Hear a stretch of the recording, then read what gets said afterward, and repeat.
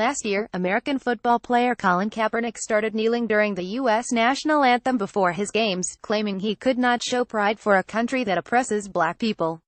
He distorted a very complicated issue of race to make a political point about events taking place in the U.S. Several black teenagers were shot dead on American streets by white police officers, yet those incidents symbolize the exception rather than the rule. Ignored in the protests against these shootings is the question of what the parents were doing or not doing in raising their children. Armed teenagers wandering the streets at night, refusing to listen to police orders, or worse, using drugs. To many Americans, Kaepernick symbolizes the politicization of racism, which in the U.S. is no longer a social disease, but a political weapon used by activists seeking to bring about radical societal change in their favor.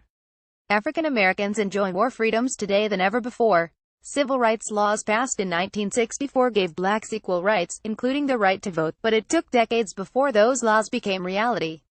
Women continue to be the bigger victims of discrimination in America, even though laws have been passed to give them equal rights too.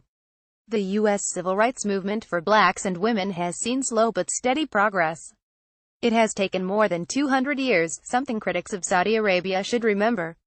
Last month's decision in the kingdom to allow women to drive reflects a process of change that continues in America. Kaepernick should be the last person to complain about discrimination. He was drafted by the San Francisco 49ers with a contract that promised as much as $126 million. But after an up-and-down performance he eventually left, receiving $39 million in wages and bonuses. That is almost 700 times greater than the average annual salary of $56,000 that a typical American worker receives.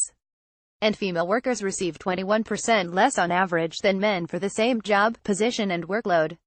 Was Kaepernick really kneeling to make a statement about racial inequality in the U.S.? Football, baseball and basketball are filled with African American and other minority athletes who earn millions each year. Most of the top athletes in America, black and white, male and female, make outrageous salaries. To see them kneel rather than show pride during the national anthem is disgraceful. If you want to make a difference and take a stand against racism, there are more effective ways to do so, such as using your wealth and influence to create employment, mentoring and education programs. Kneeling during the national anthem is disrespectful to those Americans who lost their lives serving in the military. As an Arab-American veteran who served during the Vietnam War, I am insulted by Kaepernick's abuse of his privilege and wealth.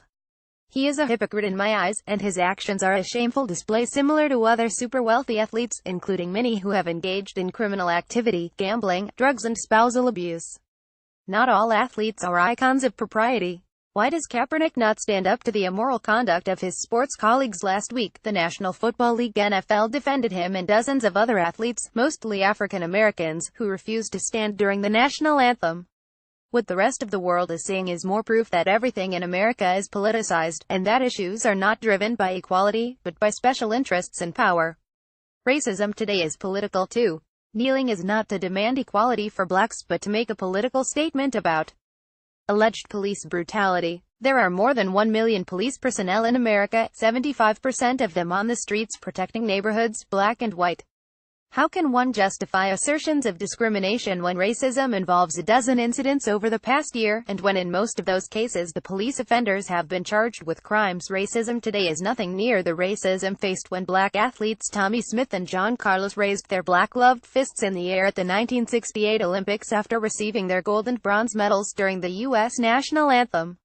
They were speaking out against racism at a time when it plagued nearly every corner of American society. Today, that disease may not have been totally eradicated, but it has been pushed into the darkest shadows of society. Instead of kneeling during the national anthem, all athletes should stand proudly, because the U.S. continues to fight against racism and for civil rights. If Kaepernick wanted to send a really powerful message about civil rights, he should have stood tall, put his hand over his heart, and thanked America for the privileges it has given all its athletes. Did you find this article informative? Please consider contributing to Eurasia Review, as we are truly independent and do not receive financial support from any institution, corporation or organization.